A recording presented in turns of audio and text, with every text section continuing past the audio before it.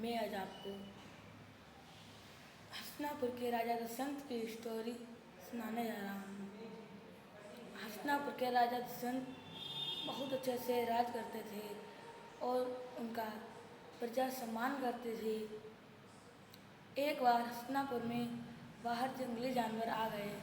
राजा के पास शिकायत आई कि जंगली जानवर खेतों को नष्ट कर रहे हैं, फसलों को तोड़ रहे हैं। राजा ने सोचा क्यों ना हम जंगली जानवर को अपने राज्य से, गांव से दूर भगा दें।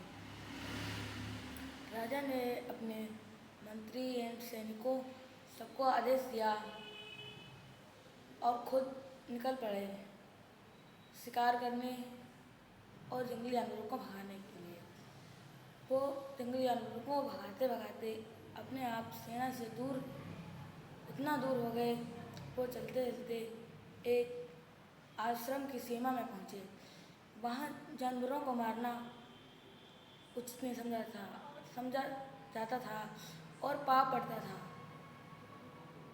फिर उन्होंने अपनी तीर खींचा और निशाना लगाया। वहाँ के दो ऋषियों ने उन्हें रोका और कहा, आप यहाँ के जानवर को मार नहीं सकते, शिकार नहीं कर सकते। उन्होंने कहा ठीक है। उन्होंने कहा हम यहाँ के ऋषि से मिलना चाहते हैं। उन्होंने कहा ठीक है, पर अभी वो यहाँ है नहीं, कुछ दिनों के लिए बाहर गए हैं। यहाँ की सेवा करने वाली शकुंतला है। उन्होंने कहा ठीक है, शकुंतला से मिल लेंगे। वो मिलने के लिए निकल पड़े। उनके मन में ये बिल्कुल विचार नहीं था कि वो उन्हें जानते हैं, सुंदर दिखती हैं, कैसी लगती होंगी, ये बिल्कुल मन में विचार नहीं था। उन्होंने सोचा कि हमारा कर्तव्य है कि हम अपने हर प्रजा से मिलें और उनकी समस्या का समाधान निकालें। वो निकल पड़े। चलते चलते रास्ते में उन्हें कुछ स्त्रियों की खिलखिलाहट की आवाज़ सुनाई दी। उन्होंने उस सर के पीछे पीछे चलते हुए पहुंच गए। दो सखियां शकुंतला से कह रही थी, शकुंतला नाम लिया। उन्होंने सोचा कि हम शकुंतला से ही मिलने जा रहे हैं, शकुंतला का नाम यहाँ पुकारा जा रहा। उनके पास थम गए।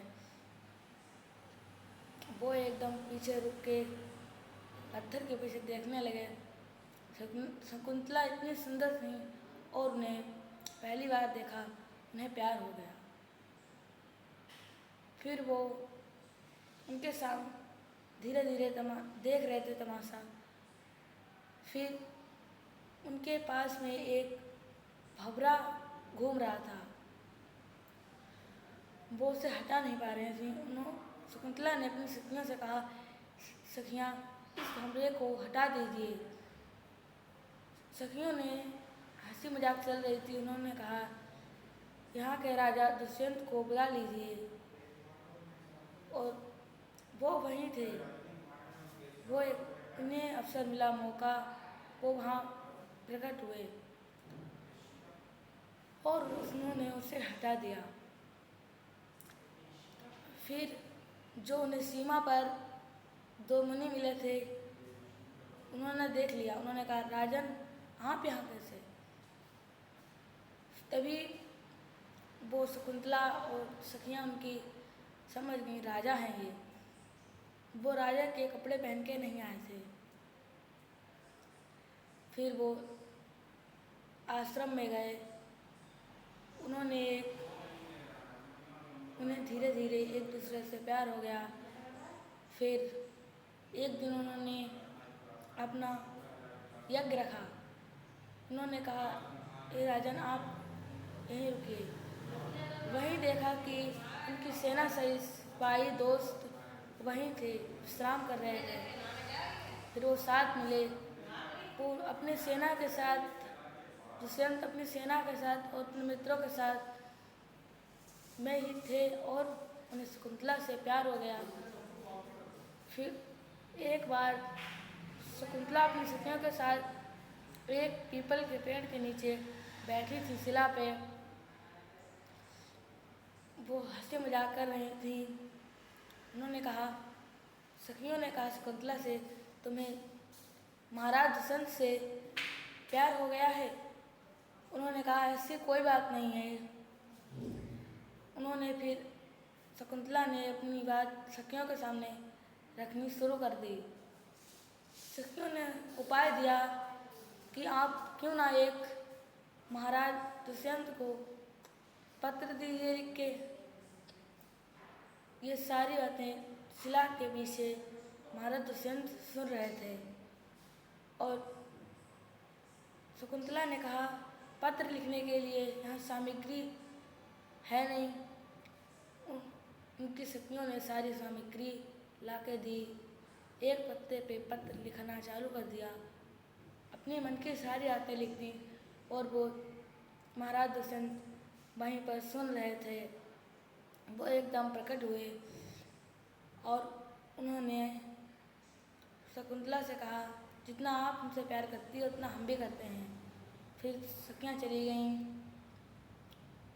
फिर उन लोगों की आपस में बातचीत होती रही, एक दूसरे से बात करते रहे। फिर तब तक शकुंतला की माँ पहुँच गई वहाँ। फिर वो शकुंतला को घर ले आई। फिर शकुंतला 1-2 घंटे सोने के बाद फिर से वहीं पहुँच गई। फिर उनकी कोई बात हुई होगी, सारी बातें।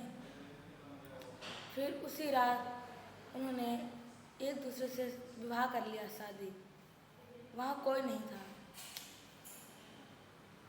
फिर वो अपने घर आ गए, कुटिया में, फिर सो गए। तब तक उनकी माँ का संदेश आ गया।